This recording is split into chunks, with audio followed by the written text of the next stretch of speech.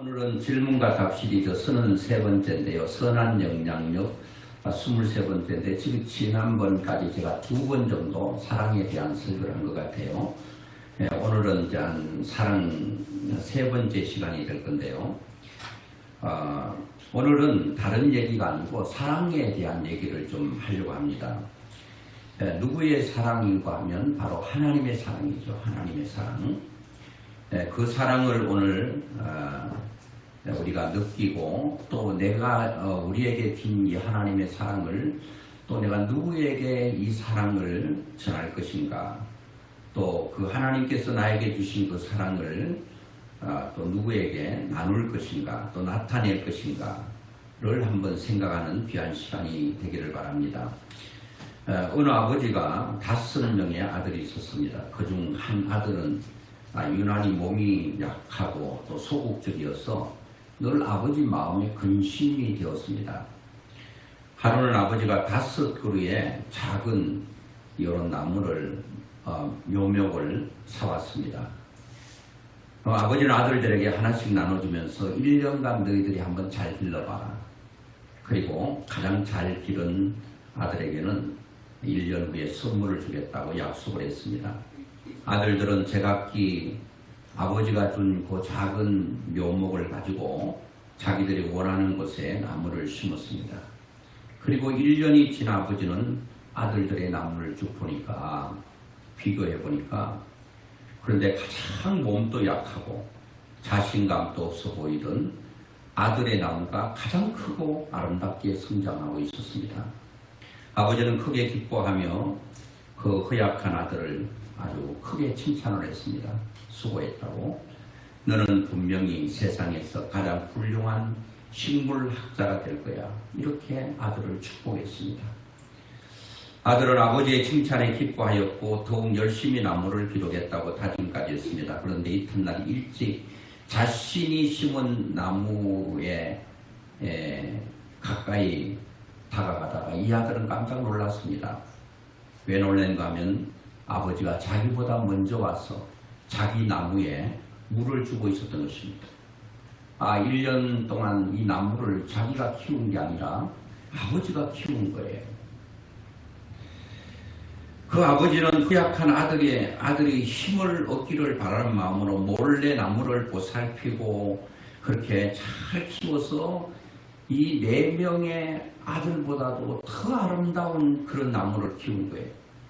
그 아들은 비록 유명한 식물학자는 되지 못했지만 미국의 32대 대통령이 되었고 대공황을 슬기롭게 극복하면서 20세기 가장 사랑받는 대통령으로 이름을 남겼습니다. 그 대통령이 바로 프랭클린 루즈벨트 대통령. 아버지의 보이지 않는 격려 속에서 자신의 부족함을 극복할 수 있었고, 그런데 가장 강력한 힘이 뭔가 하면 사랑입니다. 참 약하고 소극적이고 부족한 이 아들에게 아버지는 이런저런 것으로 힘을 줘서 그 아들이 후에는 미국의 대통령이 되는 엄청난 힘을 실어줬습니다.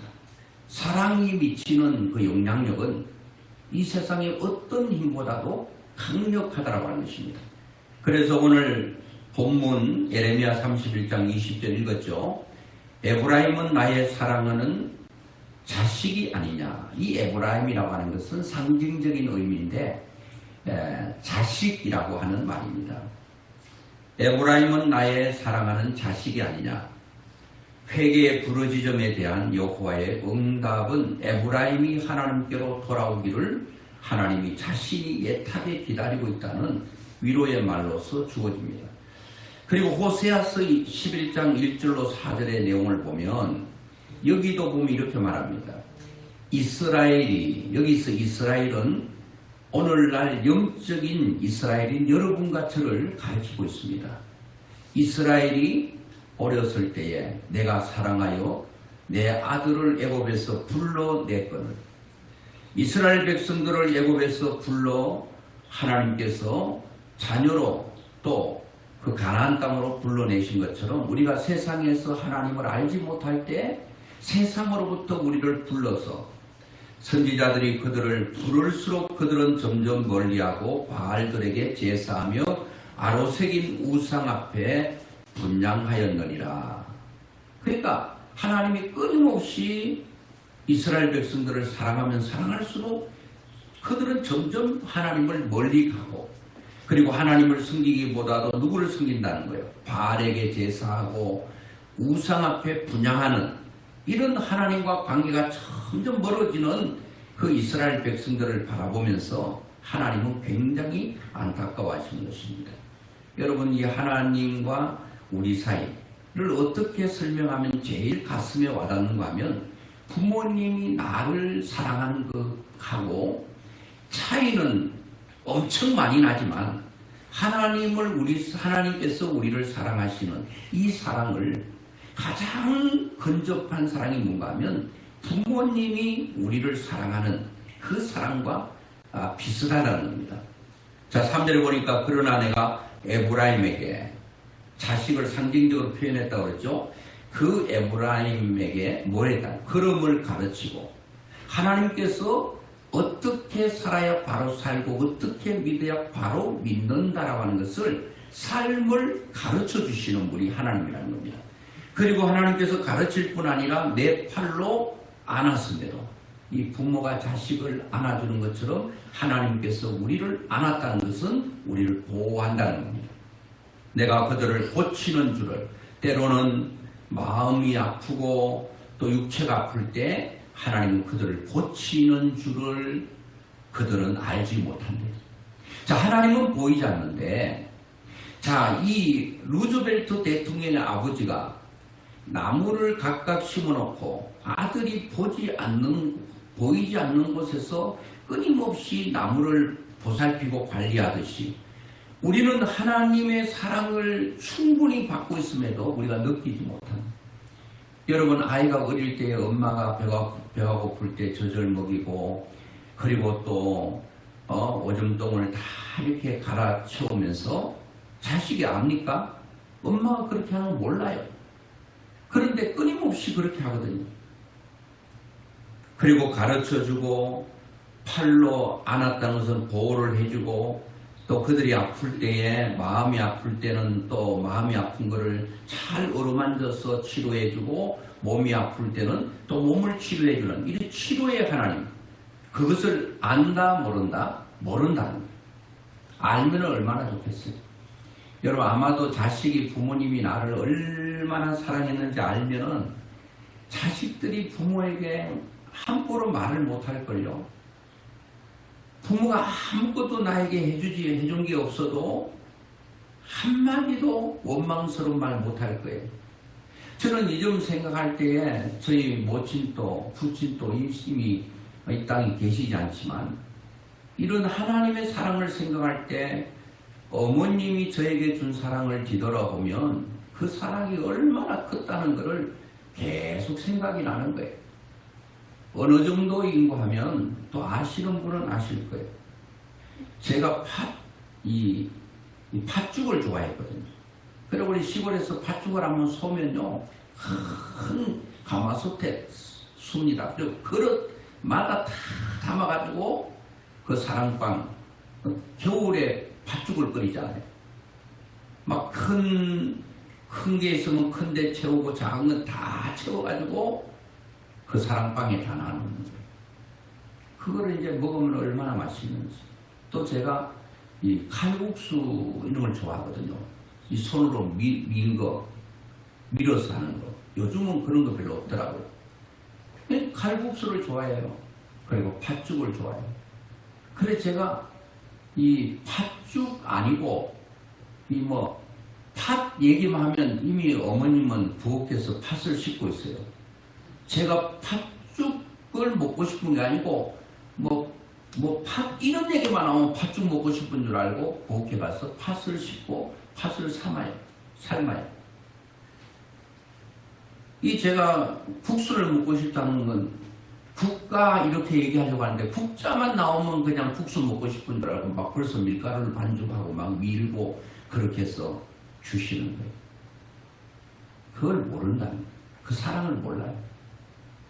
얼마나 아들을 자랑스럽게 생각하는지 이거 내가 한 수십 번 얘기했을 거예요. 이제 귀에 딱지가 앉아가지고 그 얘기 하지 마세요. 그럴지도 몰라요.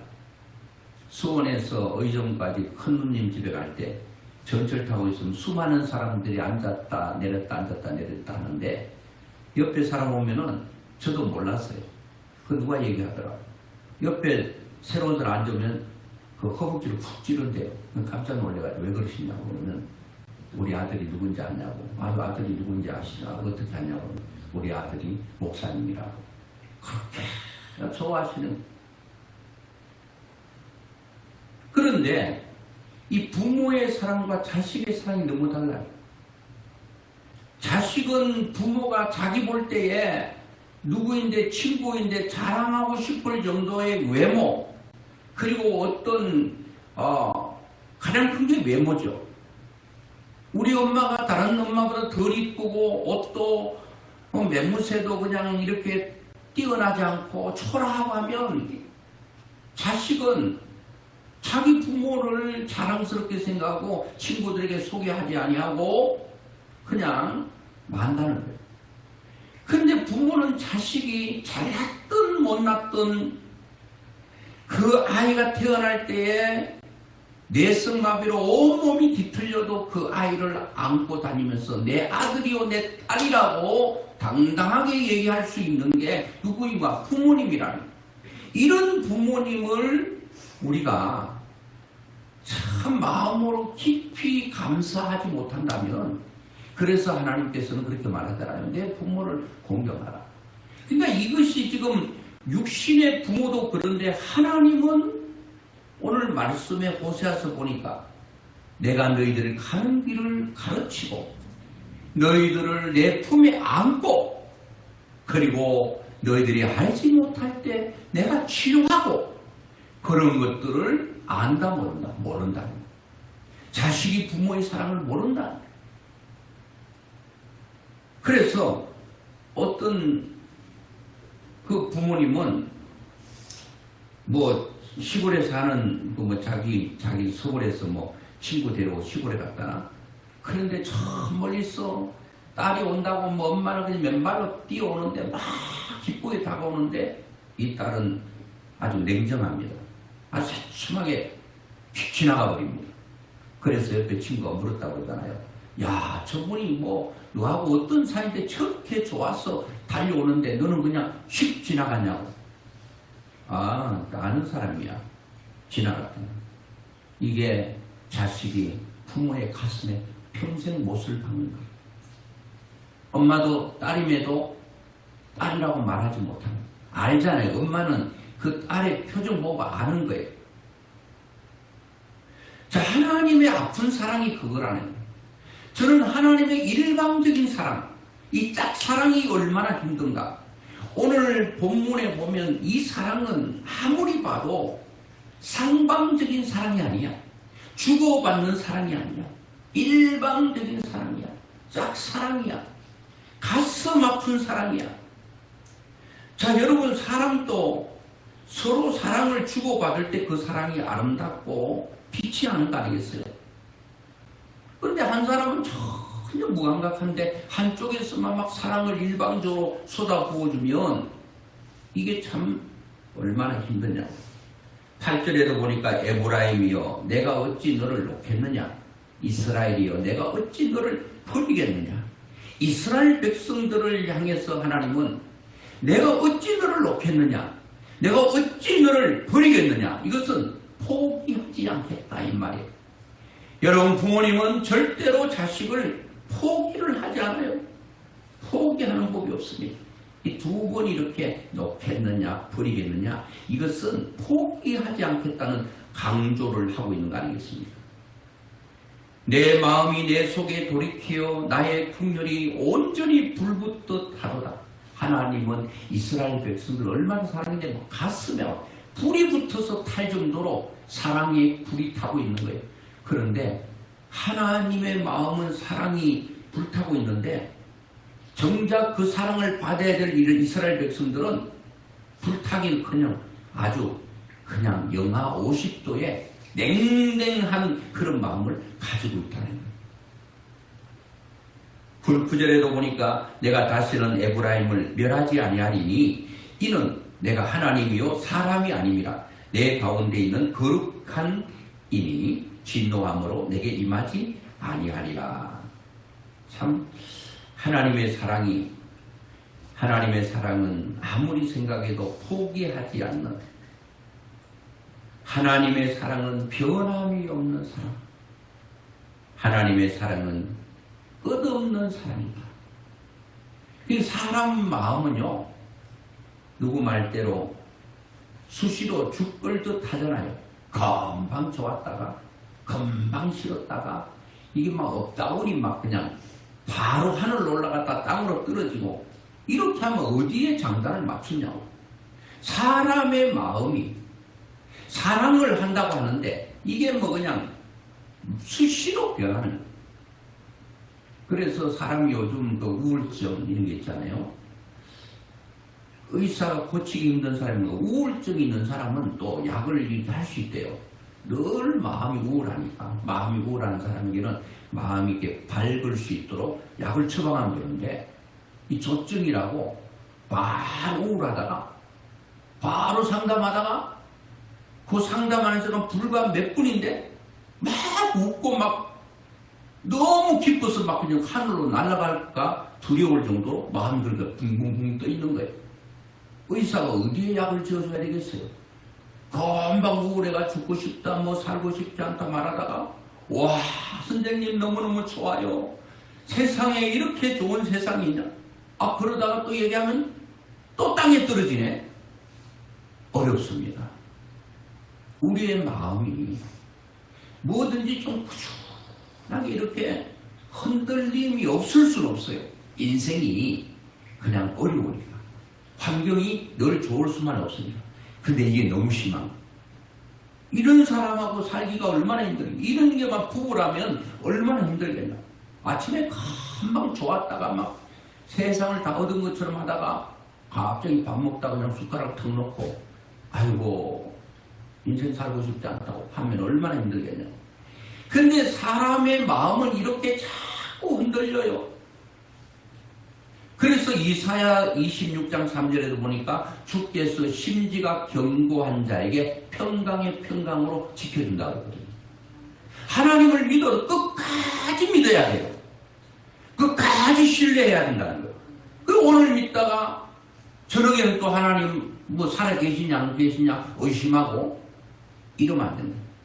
하나님을 견고하게, 주께서 심지가 견고하다는 것은 믿음이 흔들리지 않는다. 이런 사람이 평강의 평강으로 인도함을 받는다는 거예요.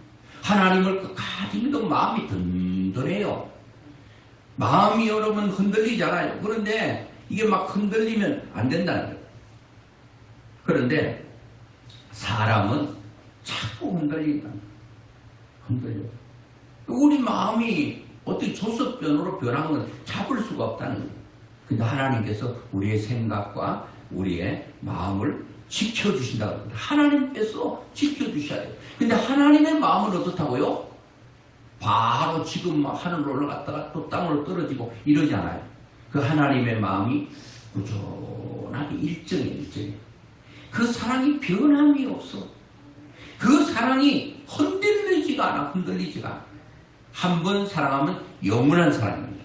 이 사랑이 여러분 속에 있고 하나님 사랑하니까 이거를 우리가 이제는 뭐 해야 돼요? 받아들이고 이게 믿어져야 되고 이 사랑을 내가 느껴줘야 된다는 겁니다.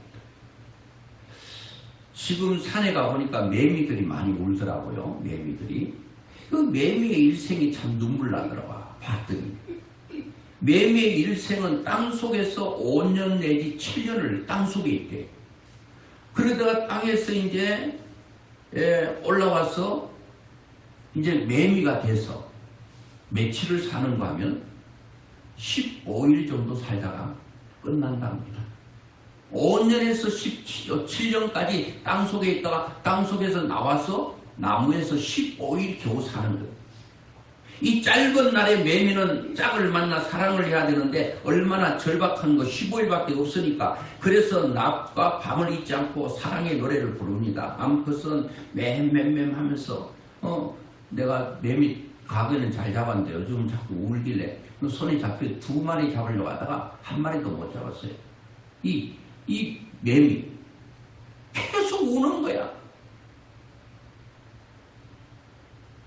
그러니까 이렇게 오래 땅속에 있다가 15일 동안 사는데 밤낮 사랑을 하기 위해서 이거 우는 거예요. 애절하게 부르는 것입니다. 오늘 여러분 성경 예레미야를 읽었는데 배경을 보면요. 이스라엘 백성들이 그 바벨론이라고 하는 나라를 통해서 4번이나 공격을 받아서 나라를 잃게 됩니다.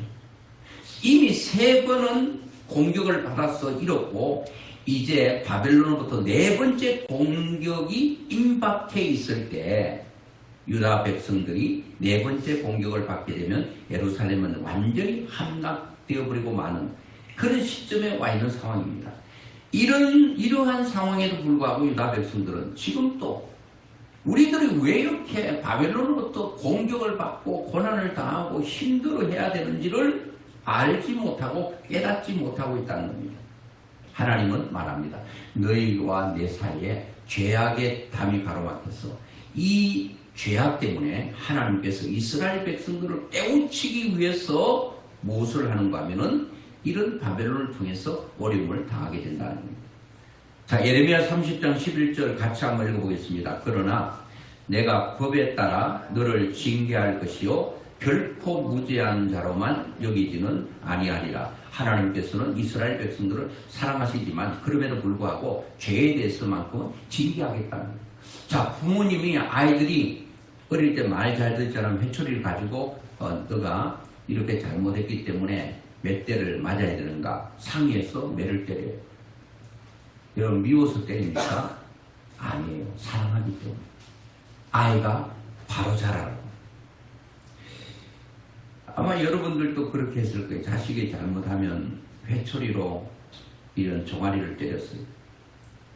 이제 너무 좀 심하게 때려가지고 밤에 아이는 흐느끼면서 잠이 듭니다.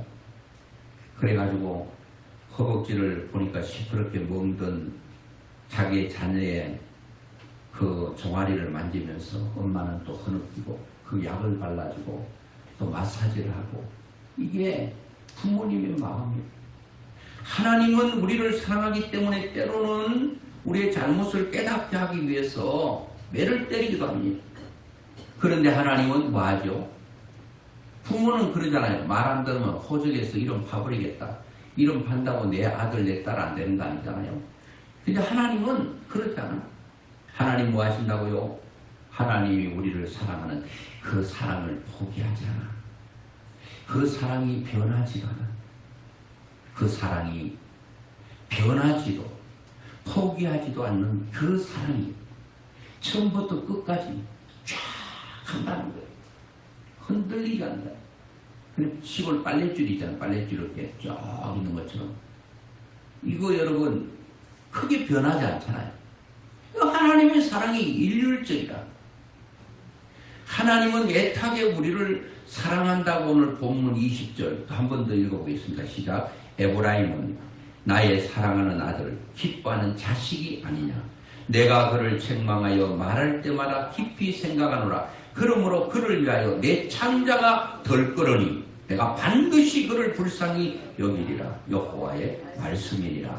에브라임을 자식이라고 했죠. 내 자식. 여러분들이 하나님의 자식이 나의 사랑하는 아들 기뻐하는 자식이 아니냐고 했습니다.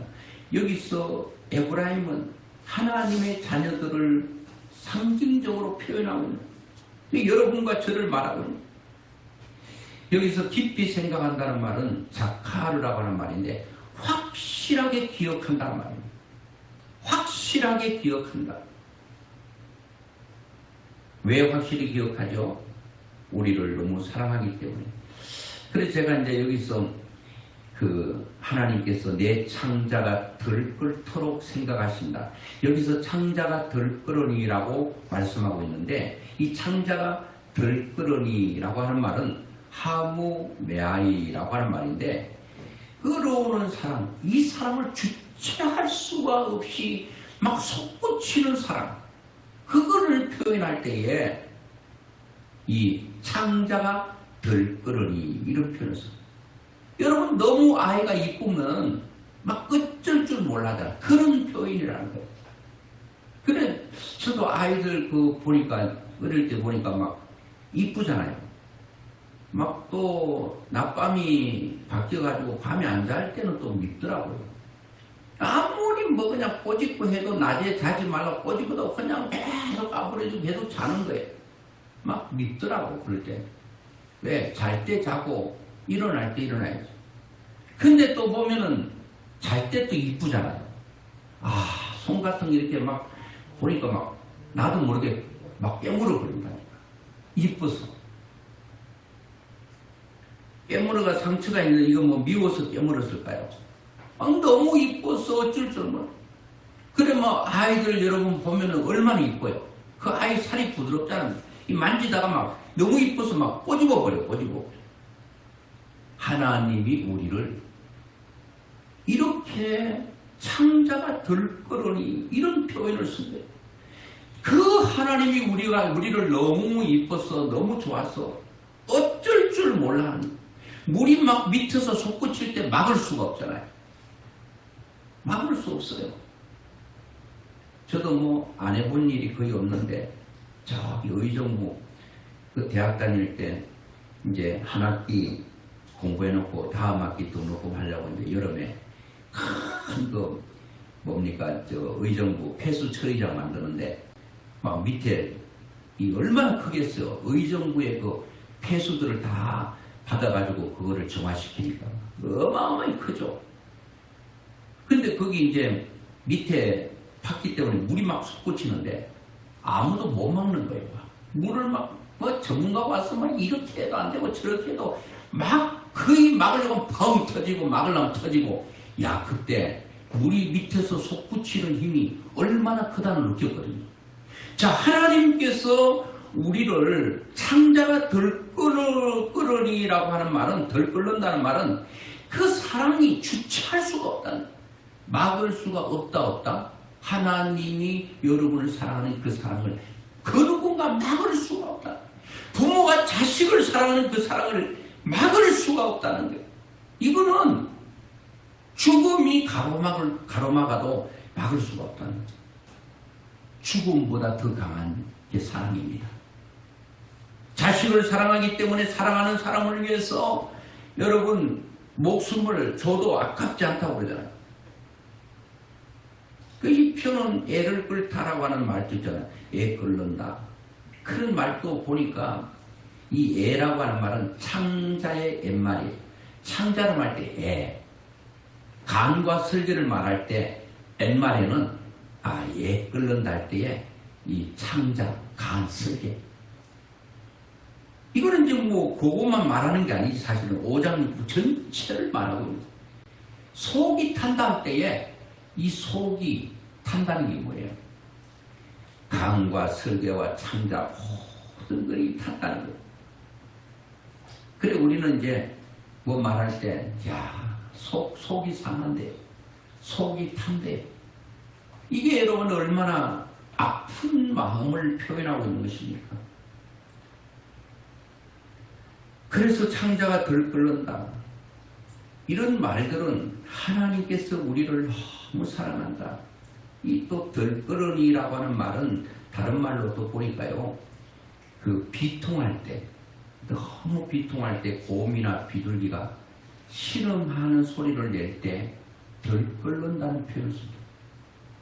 그러니까 이 지금 비둘기나 곰이 아주 뭐 가끔 앓으면서 내는 소리, 그 신음하는 소리를 들끓으니나 하나님께서 우리를 너무 사랑하는데 그 앓는 거예요. 왜요?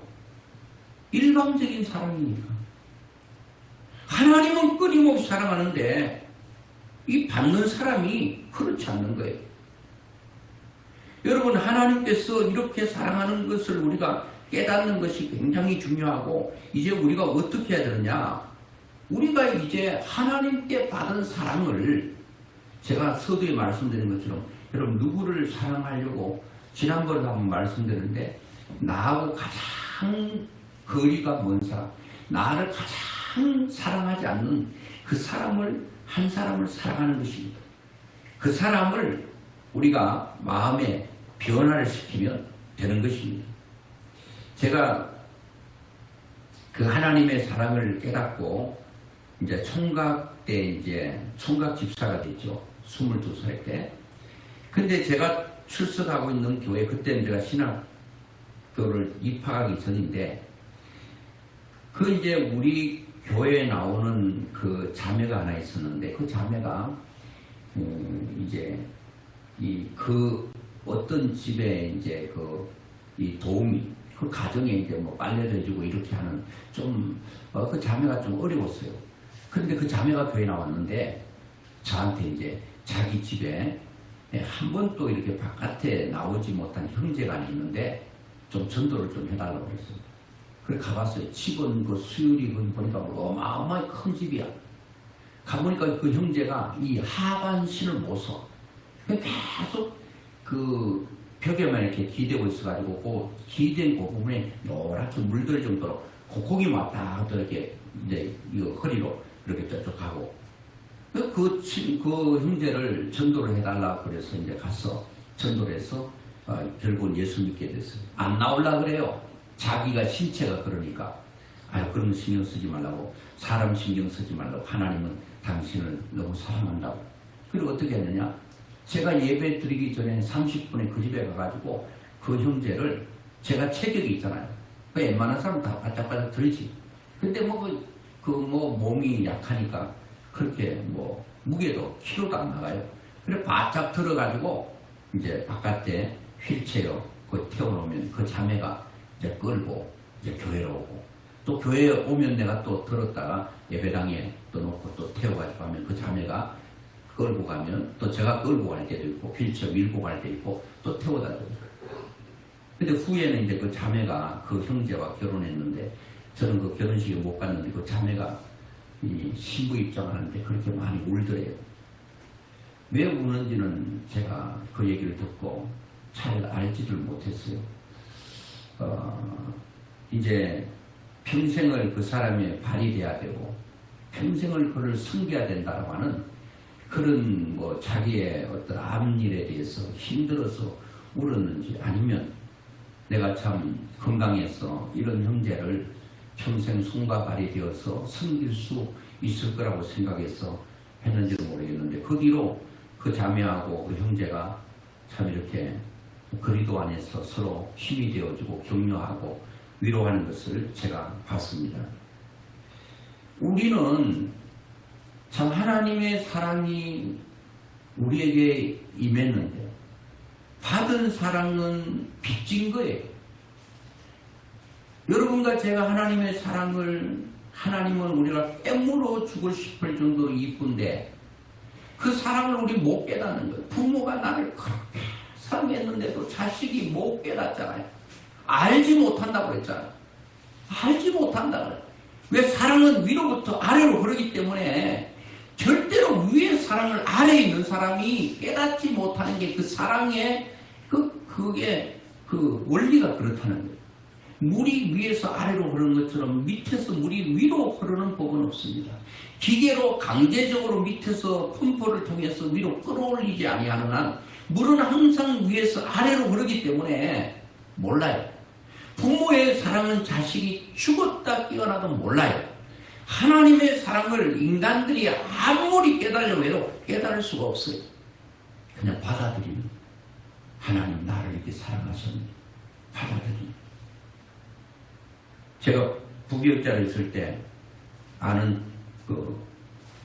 군인인데 두 사람 다 1등 상사인데, 그 아내 한 사람은 이제 남편 또 1등 상사 예수 믿고 집사님, 아내는 권사님인데 저보고 전도사님, 전도사실 때 전도사님, 제가 알고 있는 같이 근무했던 1등 상사 같으면은 군대에서 한 30년 이상 군 생활을 해야지 이제 1등 상사가 되는데, 그 1등 상사가 30년을 채우기 전에 군대에서 알지 못하게 다리에 힘이 하나도 없는, 바로 다리에 힘이 없는. 그래 병원에 종합병원 같이 찍어보니까 이 다리에 그 힘줄 있잖아요. 힘을 쓰는 그것이 전기로 말하면 전기선이 있는데 구리선이 다 타버렸다는 거예요. 완전히 타버려서 이건 힘이 하나도 없다는 거예요. 그래 전도해달라고 해서 처음에 가니까 뭐 별로 그렇게 건강한 사람이 바로 하반신을 못 쓰니까 평생을 그렇게 살아야 되니까 완전히 장애 1등급을 받았죠. 그렇게 계속 가서 또 예수 그리스도의 사랑을 전하고 결국은 예수를 믿게 됐어요. 이제 교회를 가야 되는데 어떻게? 그분은 뭐 군인이기 때문에 건장하잖아요. 아이고 그분을 업고 교회 가야 되는데 거리가 좀 됐어요. 그분을 업고 이제 집에서 교회로 가는데 교회가 2층, 예배당이 2층이었어요. 와 진짜 힘들더라고요. 그래가지고 딱 이렇게 딱 깍지를 끼고 이제 가는데 중간에 한번 이렇게 탁 쳐면은 훨씬 편하겠는데 이 손이 막 늘어지는데 한번 이게 해가지고 이게 쳐올려야지 중간쯤 쳐올리면 훨씬 더 편하게 갈 텐데 제가 이렇게 칠 수가 없는 거. 왜? 뒤에 엎인 사람이 아이고 내가 굉장히 무겁고 힘든가 보다 미안해할까 싶어 가지고 막 팔이 막 늘어지고 막 곧 떨어지려고 하는데 막 땀을 콩죽같이 흘리면서 2층에 데려다 놓고 이제 나는 내려와가지고 또 화장실에 가서 세수하고 결국은 그 사람이 하나님의 사랑을 다 받아들였어요. 그 후에는 이 다리가 완전히 다 전기선전을 타버렸다 그러는데 아우 제가 그 교회를 그만두고 몇 년 후에 연락 와서 가보니까 이제 목발 쥐고 다니더라니까. 하나님께서 그렇게 치료해 주시는 거예요. 오늘 여러분 나는 오늘 하나님께서 나를 이렇게 사랑했는데 이 사랑의 빛을 갚아야 돼요. 근데 여러분 저 멀리 있는 사람이 갚으려고 하지 마세요. 가장 가까운 사람은 갚아보세요. 그 가장 가까운 사람이 부부일 수 있잖아요. 자녀일 수가 있고 부모일 수가 있는데 가장 가까운 사람에게 하나님께서 나를 이렇게 사랑한 그 사랑을 그 빛을 갚아야 되는 거예요. 어떻게 갚아야 돼요? 말로 그리고 섬김으로 끝없이 하다가 보면 반드시 그 사람은 변화되게 돼 있어요. 여러분 한 사람 사랑의 힘보다도 더 강력한 게 없다니까. 사랑은 모든 것들을 이기고 다 이길 수 있는 놀라운 능력이 있는 겁니다. 제가 이제 필리핀 간다고 그랬잖아요. 전 여름을 굉장히 좀 힘들어요. 땀이 많이 나니까. 또 체격이 있는 사람들이 좀 물러요 몸이. 그래서 땀이 많이 나는데 필리핀은 더 덥대요.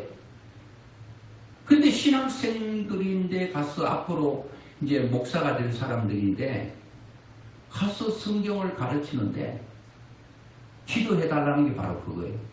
하나님께서 저에게 준 사랑을 또 나누기 위해서 가는 거예요. 가면 그 더운 나라 월요일부터 토요일까지 나가지도 못하고 거기서 있으면서 하는데 그게 뭐냐? 받은 사랑을 이제 나누기 위해서 가는 거죠. 뭐 필리핀 사람들은 덥고 하기 때문에 체격들이 다 작아요. 저 같은 사람 가면 뭘 잘 먹고 저렇게 컸나 그럴 수 있는데 제가 뭐 대한민국 사람들 중에서도 뭐 작은 키는 아니잖아요. 큰 키죠. 뭐 저 외모 키도 크고 또 이 정도 생기면 잘생긴 거지. 그리고 또 강의도 잘할 거죠. 그런데 요거는 다 돼. 외모도 괜찮고 또 메시지도 좋을 거니까 요거가지고 안 된다니까요. 여기에 뭐가 있어야 되느냐? 하나님의 능력이 그들 속에 있어야 된다. 그러기 위해서는 여러분들이 기도를 해 주셔야 된다. 기도해 주셔야 된다. 그래서 하나님께서 우리에게 주신 그 사랑을 하나님께서 원하면 그들에게 이 사랑을 나누어 주는 거예요.